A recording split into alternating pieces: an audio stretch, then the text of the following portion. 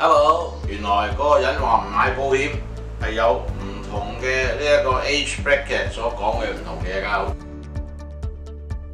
唉，我仲細，等我大啲先買啦。我而家又賺唔到錢，揾朝又唔得晚，我都係唔好買住啦。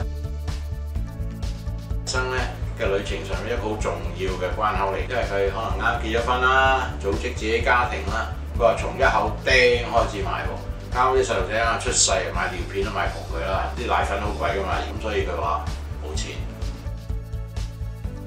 佢話俾你都好緊張啊嘛，我有一個仔一個女，一個喺英國，一個喺美國讀緊書，兩個都要40萬一年，加埋就80萬，我冇錢啊，點同你買啊？可能我被退休，可能我自己又要留翻啲錢嚟自己做呢個醫藥費，冇錢啊！如果我係被公司炒咗嘅話，我揾唔翻第二份嘢做啊！我邊有錢供啊？佢就係買唔到咯，冇乜保險公司受佢噶。喺呢一個關口咧，佢又自己體弱多病啦。所以我話俾大家聽，如果你能夠係睇一睇佢呢個 age 嘅話咧，你真係可以咧預先咧就係諗到佢俾啲咩 objection 你啊。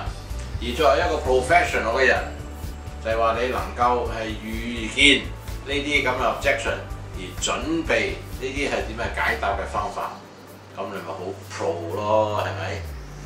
拜拜。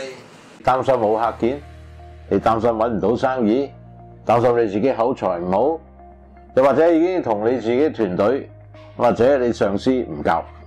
如果你係一個想知道有關多啲我哋呢個行業嘅人，或者已經係喺我哋呢個行業裏面做緊嘅，大家好，我係 Francis Chow。